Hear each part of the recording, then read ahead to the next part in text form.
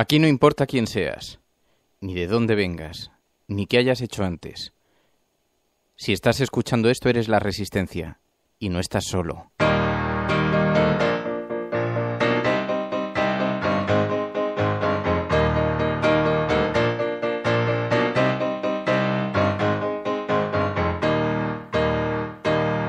We were sailing on waves of silver, there were echoes in the wind. When we raised our sails to capture them, the ship was lifted up and then it was saying, oh, oh,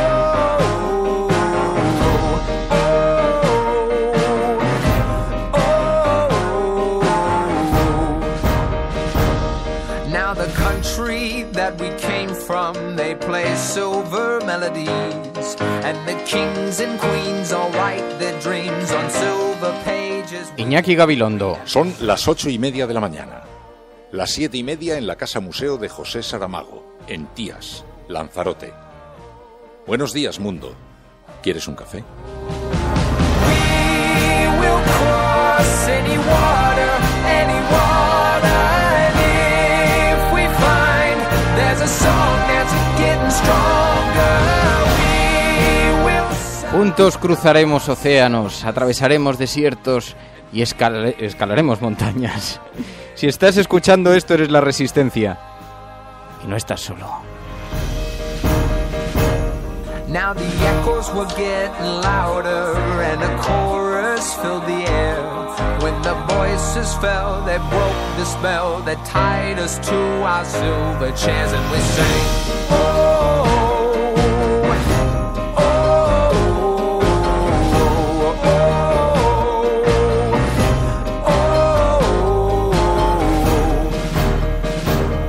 We were taken through the shadows, we were carried through the night.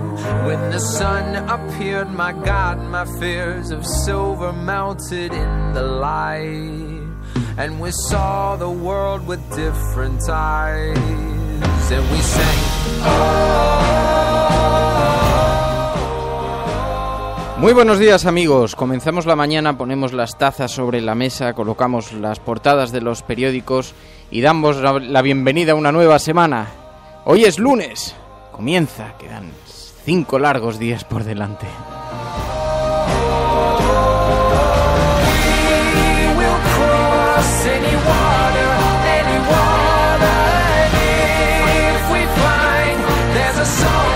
La cafetera de radiocable.com con Fernando Berlín. Con Fernando Berlín y con mucha más gente que se va incorporando a lo largo de estos minutos, estos primeros minutos que dedicamos un poco, como irrumpimos en la red, pues dedicamos estos primeros minutos a esperar, a aguardar, a coger que vayan llegando nuestros invitados, los que conforman hoy nuestro cuerpo Focus Group. Anita Paul, Manolo Cash, Tony Matarín, Enrique Quesada, Caque Rodríguez, Borja García Zapardiel, Daniel Riquelme, Rojo Cabreado, Cora, Paloma Irazazábal, PSV, de Ricardo Ibarra, Gracia Moreno, Paco Mart, Xavier, Emilio Pacheco, en fin, los habituales que nos ayudan a retratar, a recoger, a enmarcar la visión de la actualidad que nos dejan hoy las portadas de los periódicos.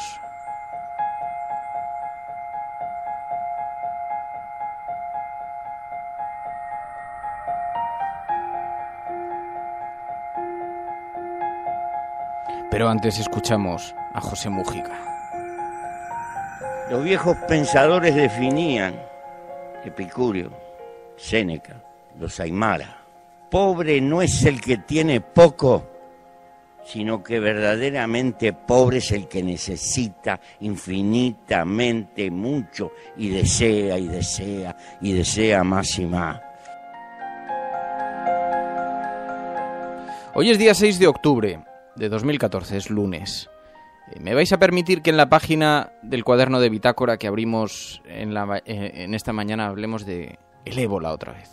¿Sabéis que Cuba ha enviado a 165 sanitarios cubanos, 62 médicos y 103 enfermeros, a Sierra Leona, a la zona cero del brote del ébola, al epicentro en este momento? Y está preparando otros 296 médicos que van a viajar ahora a Liberia, a Guinea, cuando completen su su formación. Y hasta el Washington Post lo ha elogiado. Dice, es la respuesta médica al ébola en la que Cuba está golpeando muy por encima de su peso, aun cuando es una nación pobre. Dice, pero ofrece una respuesta rápida a diferencia de muchos países más ricos del mundo. Dice, el sistema de salud cubano avanza, se ha perfilado como uno de los países que ha alcanzado indicadores igualados al de los países desarrollados, tales como reducción de mortalidad, alta esperanza de vida, 165 sanitarios. ¿Quién lo iba a decir, verdad? Porque si uno se fija solamente por la prensa, se diría que Cuba solamente se dedica a detener opositores. Bueno, pues ahí lo tienen, enviando médicos que cruzan el mundo. Mientras España, que comparte edificio con nuestros vecinos africanos y que tiene uno de los sistemas médicos más avanzados del mundo, mira para otro lado. Es nuestra visión pequeñita, pacata, temerosa del mundo. Y mientras tanto el ébola sigue avanzando. Y nosotros distraídos con Cataluña, con las tarjetas de crédito, con la caída del bipartidismo.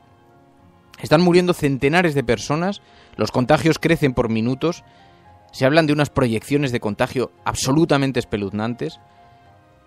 ¿No deberíamos empezar a separar lo relevante de lo verdaderamente trascendental?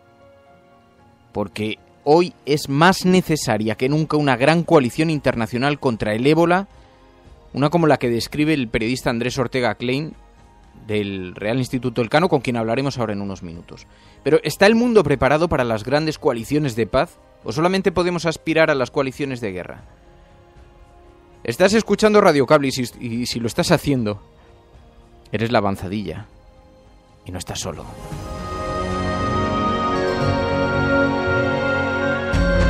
La cafetera de radiocable.com con Fernando Berlín.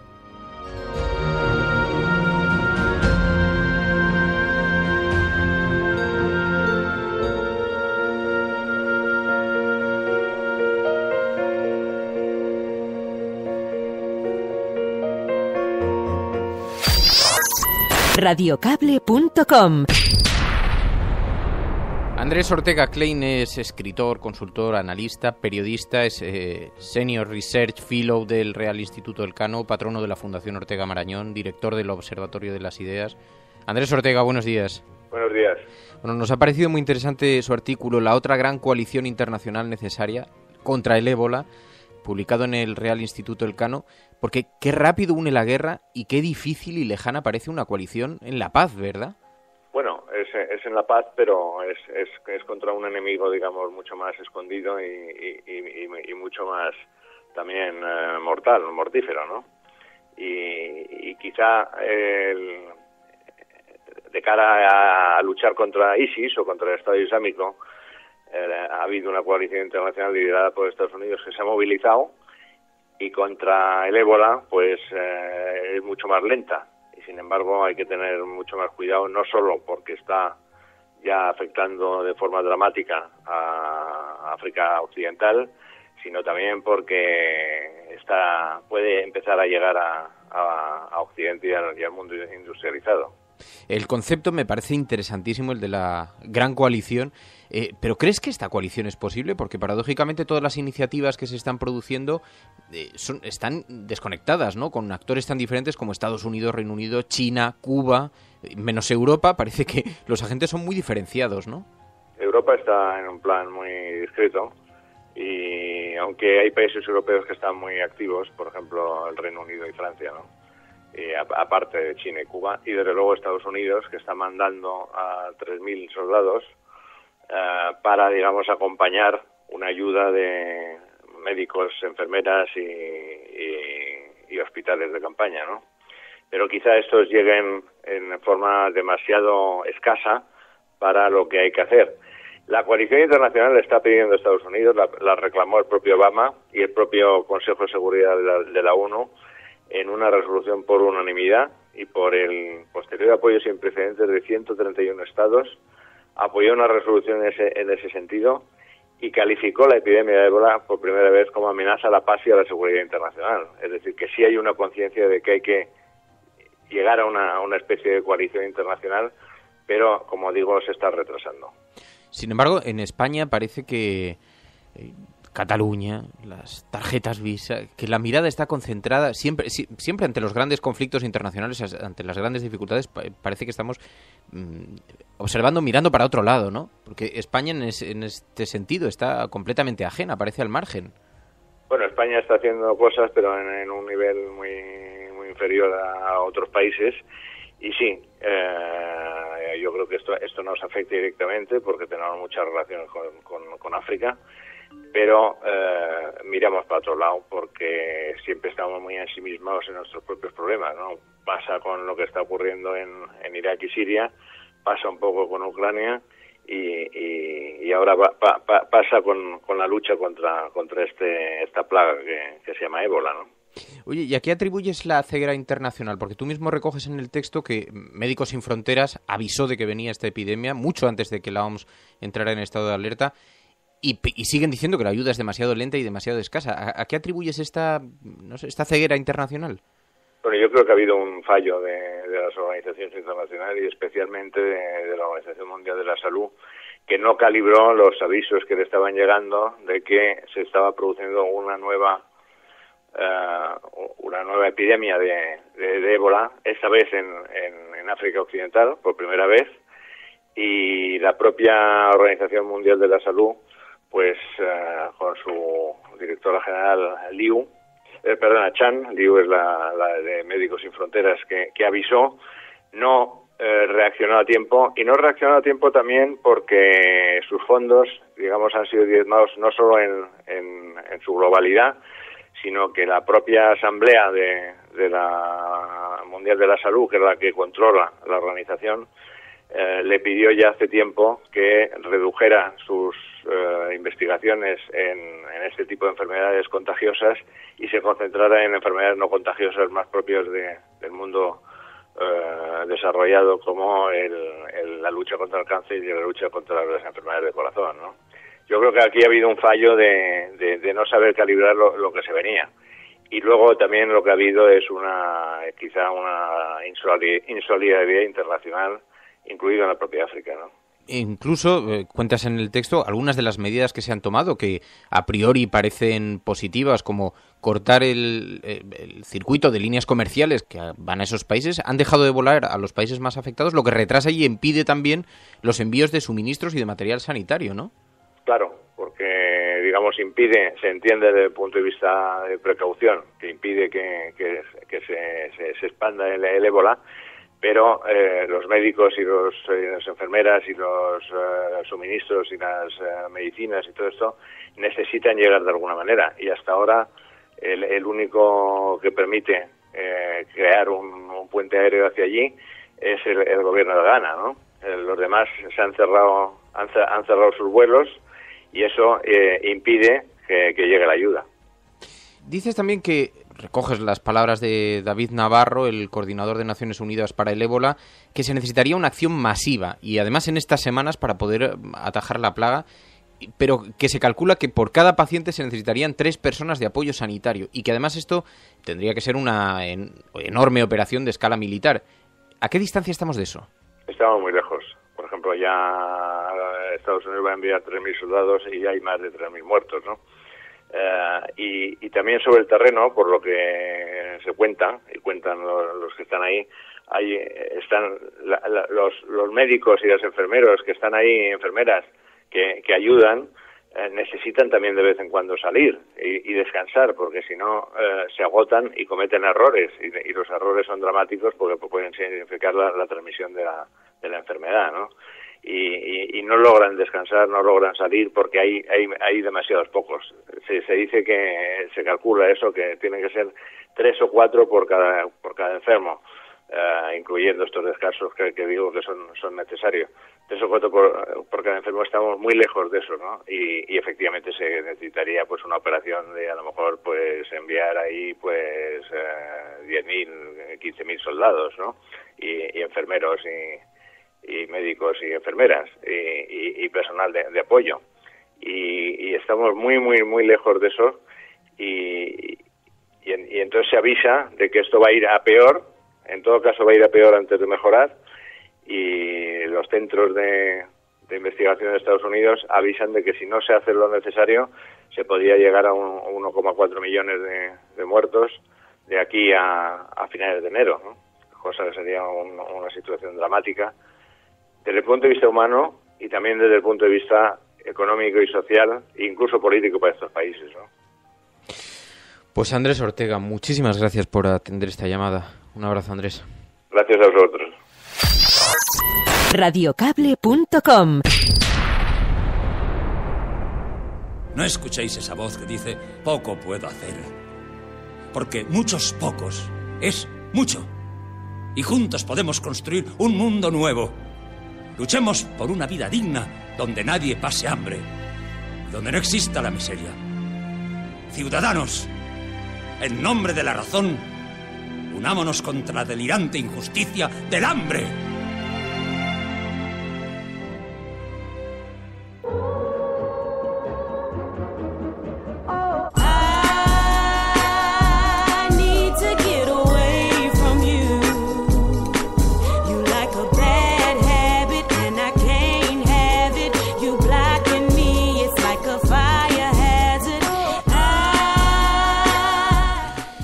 Dice, estoy viendo aquí cómo se define nuestro focus group. Dice, Rojo Cabreado, dice, se presta poco apoyo para combatir el ébola a pesar de que puede dar el salto. Y si ni siquiera existiera esa posibilidad, pues imagínate, no se le prestaría ni una línea en los medios de comunicación. Ahí están lugares como Somalia, que viven países que viven completamente partidos por la guerra y a los que nadie mira más que cuando nos afecta, ¿no? Manolo Cas dice, España en temas internacionales, siempre mirándose el ombligo. Enrique Quesada, pues entonces nada, a no ser que el coltán nos obligara a emprender acciones humanitarias. Y dice Ancho X, es nuestra visión cobarde del mundo, pensamos en pequeño, nos achicamos y hay que empezar a pensar como especie, como decía Mújica y Cora. Dice, si no da dinero a cambio, la solidaridad de los gobiernos hacia los más débiles no existe.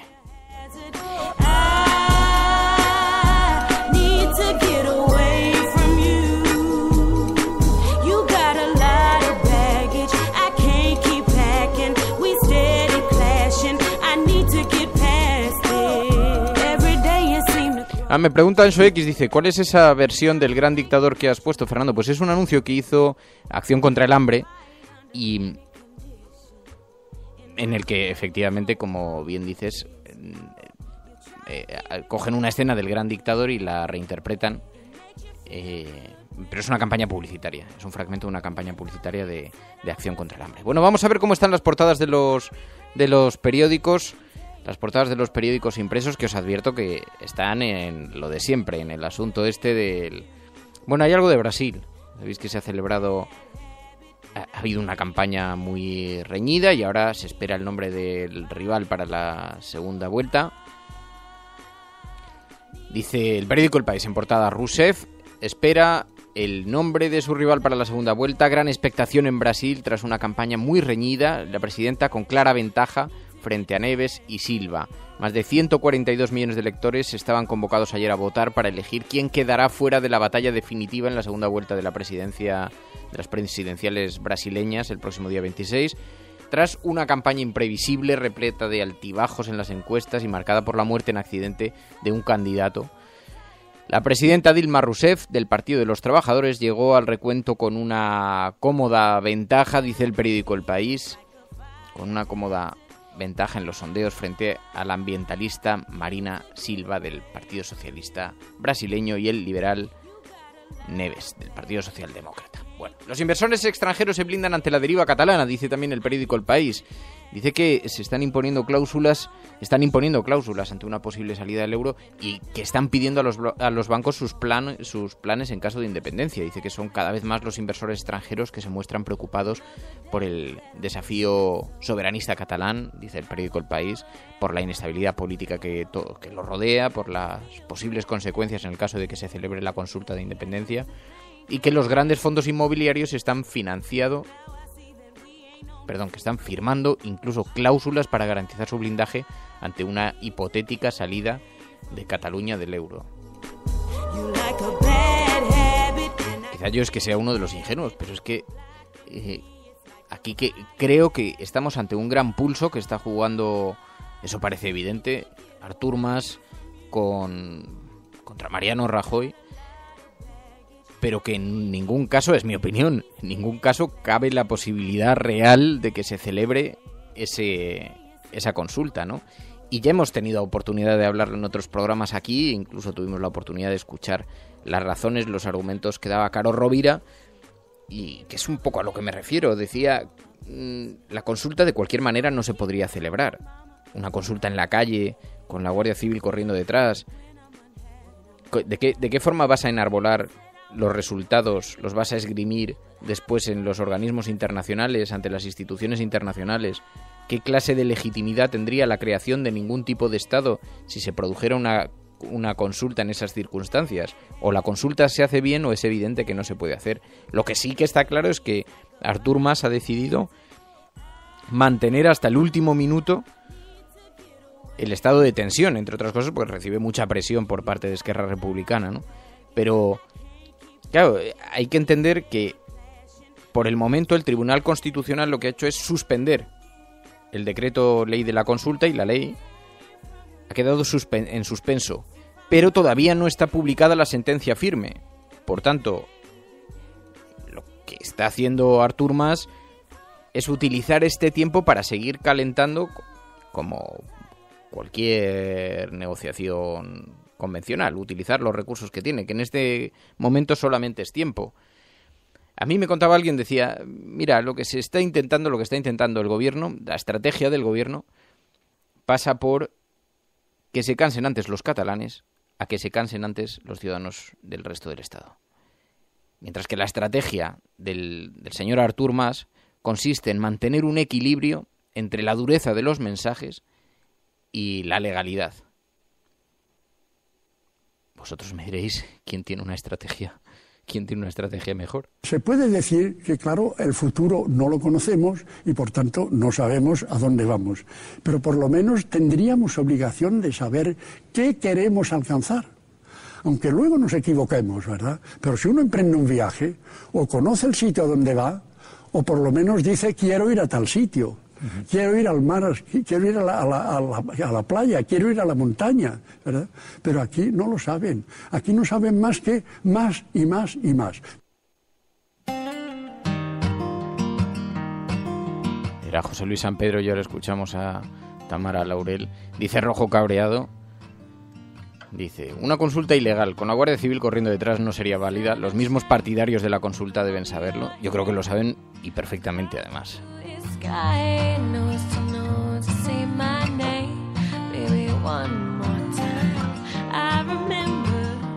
Claro, dice Enrique Quesada. Sí, es verdad, Enrique, lo mismo me equivoco yo.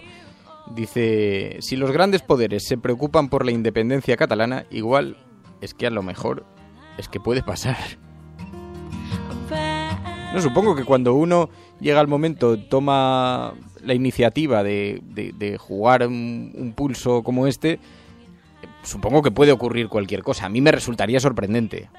Es evidente que hay riesgo de que pase porque si no, no habría ninguna inquietud, ¿no? Pero a mí me resultaría sorprendente que una instituciones y un pueblo como el catalán, que no es precisamente un pueblo de bárbaros, tienen que ser perfectamente conscientes de que si quieren algún tipo de legitimidad internacional necesitarían un proceso que nada tiene que ver con el proceso que estamos viviendo en este momento, ¿no? Es verdad que la consulta ni siquiera es vinculante, pero que tampoco se está consultando sobre la independencia y además en forma de referéndum, ¿no? Una consulta para ver qué piensa el pueblo catalán y...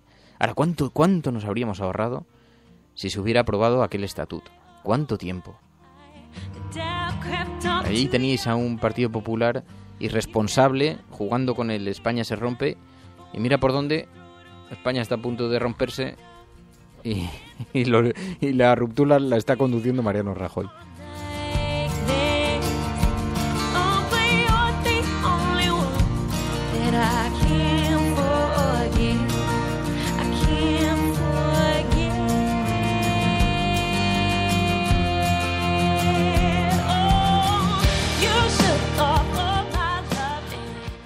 El periódico El Mundo, con una entrevista a Jorge Fernández Díaz, ministro del Interior. Mas y Junqueras nos quieren llevar a otro octubre de 1934. Esto es lo que se conoce cómo templar los ánimos.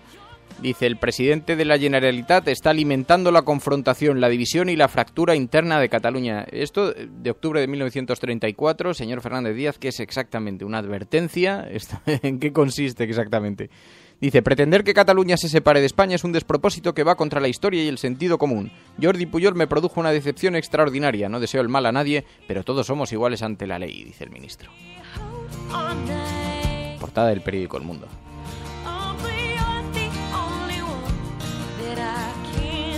Dice también el periódico El Mundo, dice, Unió se desmarca por primera vez de Convergencia y no hará campaña por la independencia. Es que es verdad, también en esto hay ciertas divisiones, ¿no? Y luego lo recogen además en los editoriales. Y esto, por ejemplo, lo recoge el ABC en su editorial, dice, para quienes confían de buena fe en las mal llamadas terceras vías, esta posición ambigua de los democristianos catalanes debería servir de advertencia. En situaciones como la actual solo cabe estar a favor de la España constitucional o a favor del proyecto de ruptura. Los demás son actitudes oportunistas que no engañan a nadie, es decir, o conmigo o contra mí. Lo otro son posiciones intermedias. ¿Sabéis cómo se conoce esto? Como la España del blanco y negro, donde no existen los matices, existe el blanco y existe el negro, pero toda la capa de matices, esa desaparecida.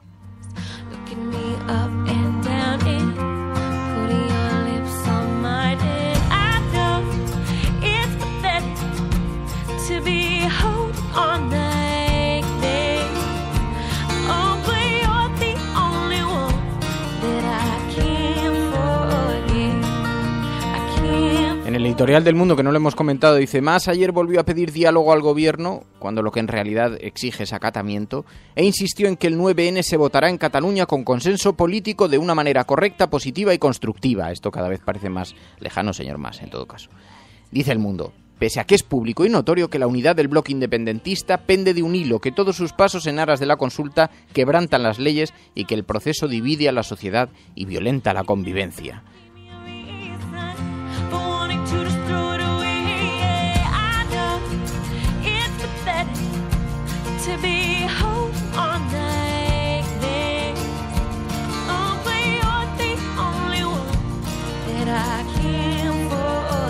Uy, atención.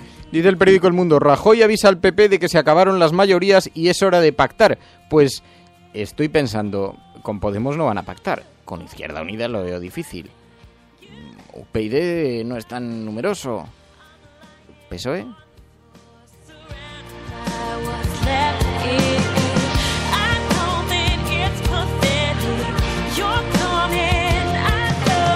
El periódico La Razón dice, el gobierno negocia con el PSOE prohibir las tarjetas a los cargos públicos. Quiere que esta propuesta de ley de transparencia se incluya en el Pacto por la Regeneración. Dice que Hacienda va a investigar las tarjetas B en todas las grandes empresas, aunque no sean del IBEX. Hombre, las tarjetas B siempre debieron ser investigadas, siempre que sean ilegales, ¿no? Aquí es que se ha juntado, me ha sorprendido mucho, porque en el debate este se ha intoxicado todo, con el debate este de las tarjetas de Caja Madrid, y se ha juntado las tarjetas de empresa con las tarjetas de... Vamos a ver, el problema de Caja Madrid no era que altos ejecutivos o incluso consejeros, que puede parecer bien o mal, no era que tuvieran una tarjeta y hicieran uso de ella. Hombre, sí es un problema que hagan un uso ilegal, que lo utilicen para sacar dinero del cajero y gastárselo en lo que quieran, no para la actividad para la que se les ha dado, ¿no? Pero el problema no era tanto ese, que nos puede parecer moralmente mal o bien, pero no era ese, sino que es que había toda una estructura al servicio de la opacidad. Es decir, que esas tarjetas no tributaban. Eran tarjetas que iban a una cuenta y que se encubrían después como si se hubiera tratado de un error informático en los gastos que producían. Es decir, eran ilegales. No, porque luego han empezado a escuchar en las tertulias, no, porque los ejecutivos llevan tarjetas de empresa y pagan las comidas con eso. Hombre, estaría bueno. Si tú te vas a comer con alguien vamos, es que en todas las super grandes compañías todo el mundo tiene tarjeta, vamos, todo el mundo, los grandes directivos tienen tarjeta de empresa, ¿no? Y las comidas, incluso los viajes, los pagan las grandes compañías, ¿no? Pero se ha confundido un poco ambas cosas. Yo creo que nos estamos volviendo un poco locos cada vez que se aborda un tema se aborda desde la frivolidad total, ¿no? Bueno, un asunto muy interesante al que le estábamos prestando poca atención. Debate sincero sobre la familia, dice La Razón. Comienza el sínodo que puede cambiar la Iglesia. Dice, es el sínodo en el que abordará grandes cuestiones que preocupan a los católicos, como el acceso a los sacramentos para los divorciados, las uniones homosexuales o el uso de anticonceptivos. Mira que si ahora despenalizan el uso de anticonceptivos en la Iglesia católica, a ver qué va a hacer La Razón ahora con el discurso. Va a tener que cambiar mucho.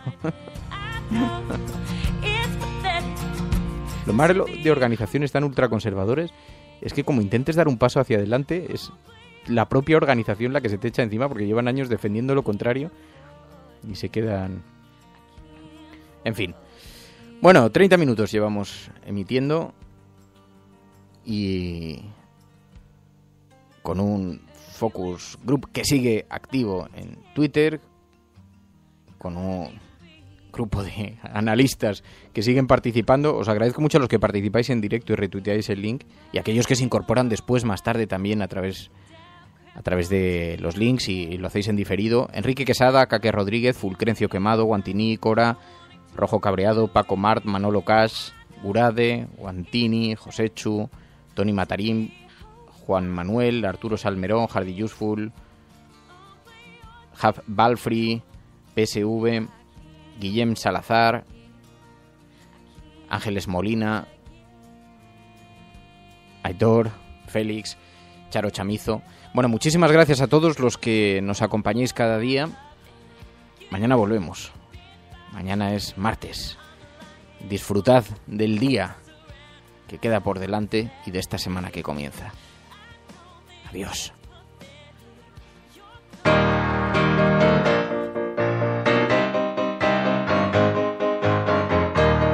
Se o que se ha dicho é realmente interessante, entonces que se valore, não como uma espécie de palavra de Deus, pero sencillamente como uma palavra de um ser humano preocupado com o ser humano.